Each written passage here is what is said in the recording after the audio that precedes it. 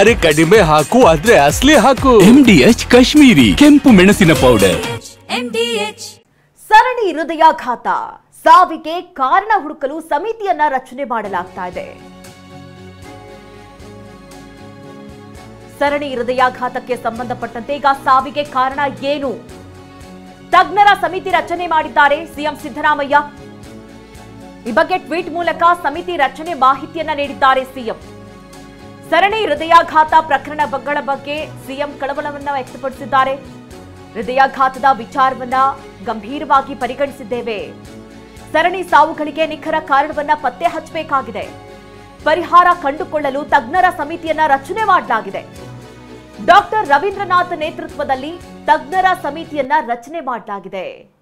ಜಯದೇವ ಹೃದ್ರೋಗ ವಿಜ್ಞಾನ ಮತ್ತು ಸಂಶೋಧನಾ ಸಂಸ್ಥೆಯ ನಿರ್ದೇಶಕರು 10 ದಿನಗಳ ಒಳಗಾಗಿ ಅಧ್ಯಯನ ವರದಿಯನ್ನ ನೀಡುವಂತೆ ಸೂಚನೆಯನ್ನ ಕೊಡಲಾಗಿದೆ. ಈ ಬಗ್ಗೆ ಸಿಎಂ ಸಿದ್ದರಾಮಯ್ಯ ಟ್ವೀಟ್ ಮಾಡಿ ಮಾಹಿತಿಯನ್ನ ಕೊಟ್ಟಿದ್ದಾರೆ. ಹಾಗಾದ್ರೆ ಟ್ವೀಟ್ ನಲ್ಲಿ ಏನಿದೆ ಬನ್ನಿ ನೋಡೋಣ.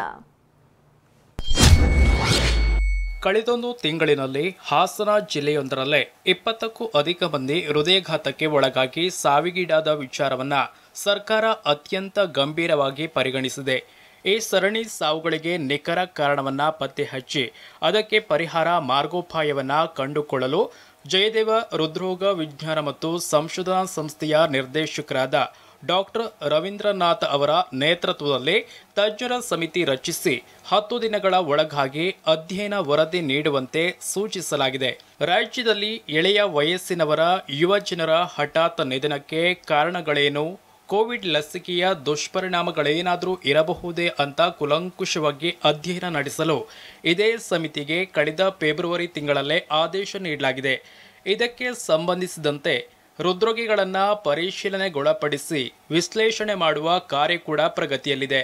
ಬದುಕಿ ಬಾಳಬೇಕಾದ ಚಿಕ್ಕ ಮಕ್ಕಳು, ಯುವ ಜನರು, ಅಮಾಯಕರ ಜೀವದ ಬೆಲೆ, ಅವರ ಕುಟುಂಬದ ಕಾಳಜಿ ನಮಗೂ ಇದೆ. ಇಂತಹ ವಿಚಾರವನ್ನ ಕೂಡ ತಮ್ಮ ರಾಜಕೀಯ ಸಾಧನೆಗೆ ಬಳಕೆ ಮಾಡಿಕೊಳ್ಳುತ್ತಿರುವ ಬಿಜೆಪಿ ನಾಯಕರ ನಡೆಯನ್ನ ನಾನು ಖಂಡಿಸುತ್ತೇನೆ. ಆತುರಾತುರದಲ್ಲಿ ಕೊರೋನಾ ಲಸಿಕೆಗೆ ಅಧಿಕೃತ ಅನುಮೋದನೆ ಕೊಟ್ಟು ಜನರಿಗೆ ಹಂಚಿದ್ದು ಕೂಡ ಈ ಸಾವುಗಳಿಗೆ ಕಾರಣವಿರಬಹುದು ಎಂಬುದು ಅಲ್ಲಗಳೆಯಲಾಗದು. ಕಾರಣ ವಿಶ್ವದ ಅನೇಕ ಅಧ್ಯಯನಗಳು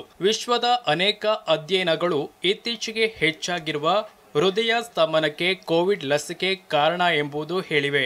ಈ ವಿಚಾರದಲ್ಲಿ ಬಿಜೆಪಿಯವರು ನಮ್ಮನ್ನ ಟೀಕಿಸುವ ಮುನ್ನ ಆತ್ಮಸಾಕ್ಷಿಯನ್ನೊಮ್ಮೆ ಕೇಳಿಕೊಳ್ಳಲಿ. ಹಾಸನ ಜಿಲ್ಲೆಯೂ ಸೇರಿದಂತೆ ರಾಜ್ಯದಲ್ಲಿ ಸಂಭವಿಸ್ತಾ ಇರುವ ಹಠಾತ್ ಸರಣಿ ಸಾವುಗಳಿಗೆ ನೈಜ ಕಾರಣ ಪತ್ತೆ ಮಾಡಿ ತಡೆಗಟ್ಟುವ ನಿಟ್ಟಿನಲ್ಲಿ ನಾವು ಸಂಪೂರ್ಣ ಬದ್ಧರಿದ್ದೇವೆ. ಈ ಉದ್ದೇಶದಿಂದಲೇ ಹೃದಯ ಜ್ಯೋತಿ ಹಾಗೂ ಗೃಹ ಆರೋಗ್ಯದಂತಹ ಯೋಜನೆಗಳನ್ನು ಈಗಾಗಲೇ ಜಾರಿಗೆ ಕೊಟ್ಟು ಸಾರ್ವಜನಿಕರ ಆರೋಗ್ಯದ ಮೇಲೆ ನಿಗಾ ವಹಿಸಲಾಗಿದೆ. ಡಾಕ್ಟರ್ ರವೀಂದ್ರನಾಥ್ ಅವರ ನೇತೃತ್ವದ ತಜ್ಞರ ಸಮಿತಿ ವರದಿ ಆಧರಿಸಿ ಅಗತ್ಯ ಕ್ರಮಗಳನ್ನು ಕೂಡ ಕೈಗೊಳ್ಳಲಾಗುವುದು.